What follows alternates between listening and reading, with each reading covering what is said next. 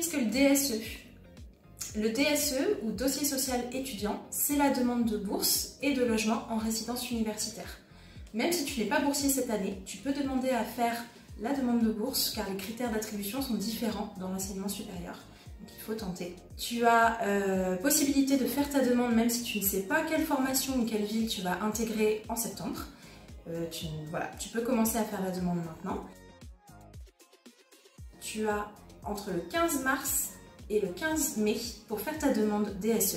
Passé ce délai, tu pourras quand même créer ton dossier, mais du coup, ta demande de bourse sera traitée ultérieurement et ton aide sera versée aussi un petit peu plus tard. Au besoin, tu peux te renseigner auprès de ton CROUS.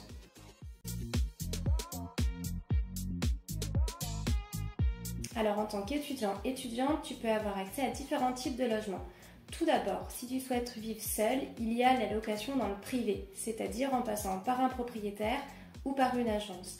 Attention, si tu passes par une agence, il y a des frais de dossier qui peuvent être assez élevés. Tu peux aussi regarder du côté des résidences étudiantes privées qui permettent de louer des appartements meublés et équipés avec des fois des services en plus comme une buanderie, une salle collective. Les locations peuvent se faire à la semaine, au mois ou à l'année. Attention, les loyers sont un peu plus chers. Si par contre tu souhaites vivre avec d'autres personnes, il y a bien évidemment les colocations qui se développent énormément dans les grandes villes universitaires. Il y a d'ailleurs des sites internet spécialisés sur la recherche de colocations.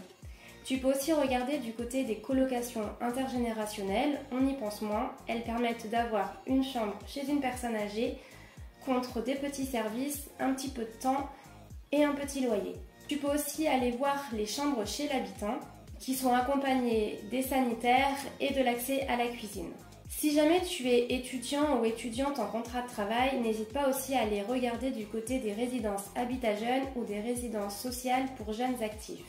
Enfin, si tu es boursier ou boursière, contacte le CROUS car ils ont des logements réservés pour les boursiers et les boursières.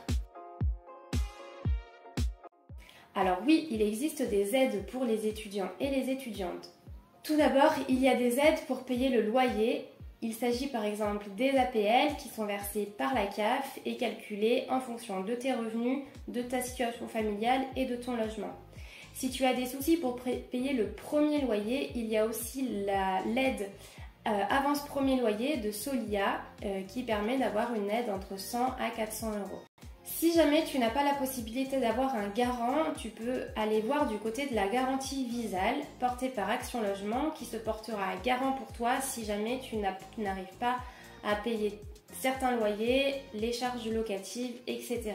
Il faudra par contre les rembourser par la suite. Si tu n'as pas les moyens de faire ton dépôt de garantie qui s'élève à 1 mois de loyer, tu peux aussi aller voir Action Logement pour avoir des informations sur l'avance Locapass, qui est en fait un prêt que tu devras du coup rembourser par la suite. Enfin, si tu es un étudiant ou une étudiante en contrat d'alternance, n'hésite pas aussi à aller voir du côté de Mobili Jeunes, qui est une aide pouvant aller de 10 à 100 euros par mois. Si tu es en grande difficulté, tu peux aussi aller te renseigner sur le fonds d'aide aux jeunes ou le fonds de solidarité pour le logement. Pour ça, je t'invite à contacter soit la mission locale la plus proche de chez toi, le service CROUS de l'université, le CCAS de ta commune ou alors les services sociaux du département. Alors oui, il y a un site internet qui s'appelle locavis.fr qui est mis en place par le CROUS et accessible à tous les étudiants et les étudiantes, boursiers ou pas. Il te permet de te créer un compte avec ton numéro d'étudiant et ensuite tu as accès à des annonces déposées par des propriétaires qui souhaitent louer leur logement à des étudiants ou des étudiantes. J'aurai 4 petits conseils à te donner. Tout d'abord, commence ta recherche le plus tôt possible. Ensuite, il faut que tu sois très réactif. Donc n'hésite pas à te mettre des alertes, que ce soit par mail ou par SMS, et à répondre le plus rapidement possible dès que tu vois une annonce qui pourrait te plaire. Dès que tu vas à une visite, arrive avec ton dossier complet. Le dernier conseil, c'est si tu as le temps d'aller consulter notre guide Trouver un logement dans lequel tu trouveras davantage d'informations.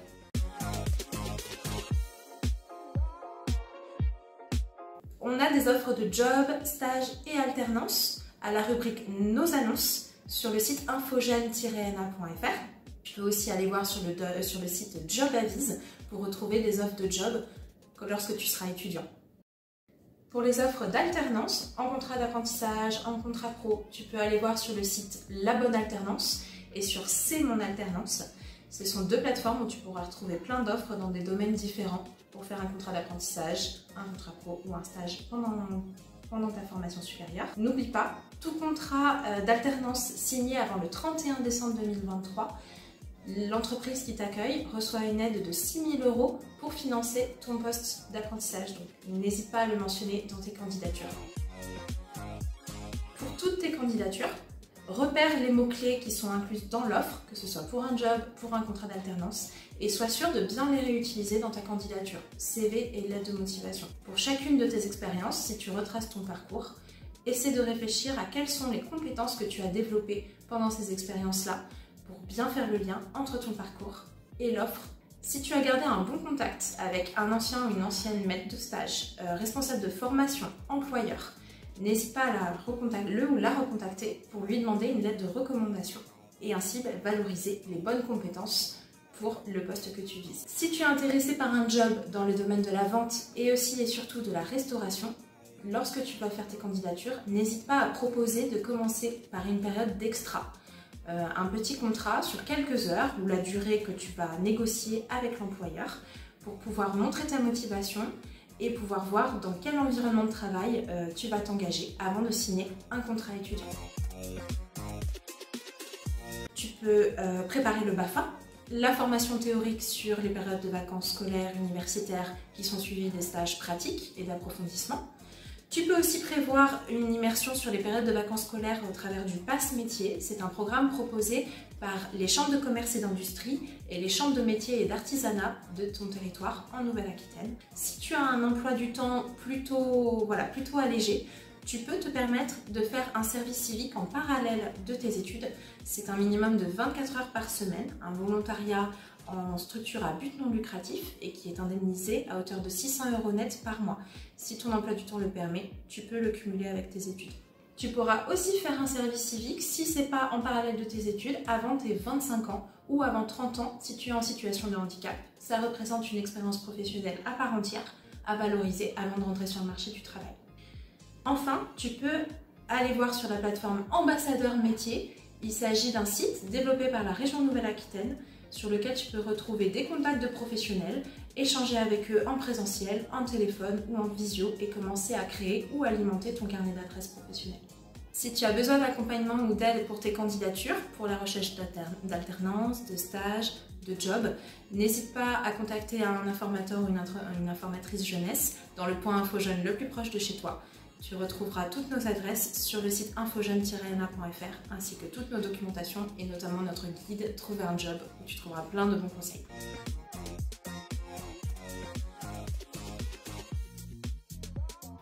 Alors oui, il existe des aides pour le permis de conduire. Il y a le permis à 1 € par jour qui est un prêt que tu peux faire auprès d'un établissement bancaire partenaire et il faut pour cela que tu sois inscrit dans une auto-école qui soit labellisée. Tu peux aussi contacter la mairie de ta commune car certaines mairies proposent des aides pour les jeunes qui souhaitent passer le permis de conduire. En effet, il existe des aides pour prendre les transports en commun. Tout d'abord, si on parle du train, si jamais tu es amené à prendre le TGV, tu peux regarder du côté de la carte jeune qui permet d'avoir des réductions ou alors du côté de l'abonnement TGV Max qui permet de voyager en illimité. Si tu as plutôt des trajets dans la région, il y a aussi des tarifs pour les TER. Il y a notamment l'abonnement élève-étudiant-apprenti qui permet d'avoir des réductions sur des trajets bien précis, notamment celui qui te permettra de te rendre de ton logement jusqu'à ton lieu d'études ou de ton logement jusqu'à ton lieu d'alternance. Tu peux aussi avoir le pass abonné moins de 28 ans qui te permet d'avoir moins 30% sur les billets TER. Si jamais tu es en situation de handicap ou que ton coefficient familial est bas, tu peux aussi regarder du côté de la carte solidaire. En ce qui concerne les transports en commun comme le bus, le tram, etc., je t'inviterai à contacter la structure qui s'en occupe sur ta commune car certaines d'entre elles mettent en place des abonnements ou des tarifs spécialement pour les jeunes. Si tu es intéressé pour faire du covoiturage, tu peux aller sur l'application Carosse qui est agréée par l'État et sur laquelle il y a des possibilités pour avoir des trajets gratuits en covoiturage pour te rendre sur ton lieu d'université ou ton école. Si tu souhaites plutôt te déplacer en vélo, sache qu'il y a des aides pour financer un vélo électrique, c'est l'État qui les met en place. Ou alors tu peux aussi contacter certaines associations qui recyclent, réparent et revendent des vélos à bas prix. Alors, il existe des moyens effectivement pour avoir accès à des denrées alimentaires moins chères. Tout d'abord, on peut parler des repas à 1 € mis en place par le Crous et pour tous les étudiants et les étudiantes qui sont boursiers. Ensuite, il y a aussi dans certaines universités ou certaines communes des associations qui mettent en place des distributions alimentaires spécialement pour les étudiants et les étudiantes. Enfin, tu peux regarder du côté des épiceries solidaires qui permettent de faire ses courses moins chères que dans les grandes surfaces et certaines d'entre elles sont d'ailleurs ouvertes uniquement aux étudiants et aux étudiantes. Il existe bien des aides, peut-être que tu en as déjà entendu parler, il y a le Pass Culture qui est accessible dès le lycée. Mais à tes 18 ans, tu peux ouvrir un compte sur l'application. Ce compte sera crédité de 300 € et tu auras 23 mois pour les utiliser lors de tes sorties ou tes achats dans le domaine de la musique, du streaming, de la danse, du théâtre, etc.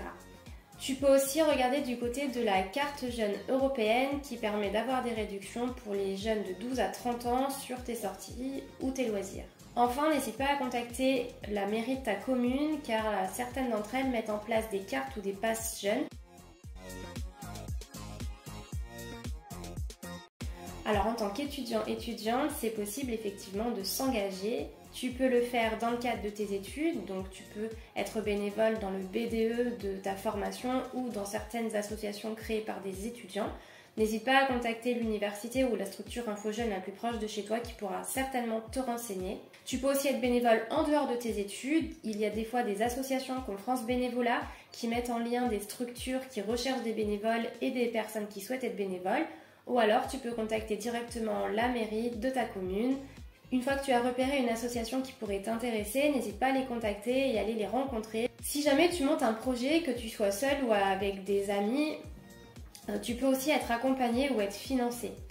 Au niveau du financement, il y a l'appel à projet Initiative Jeunesse de la région Nouvelle-Aquitaine, mais le Crous et les universités peuvent aussi t'aider. Tu peux aussi aller te renseigner au niveau départemental et au niveau local. Des fois, certaines choses sont mises en place.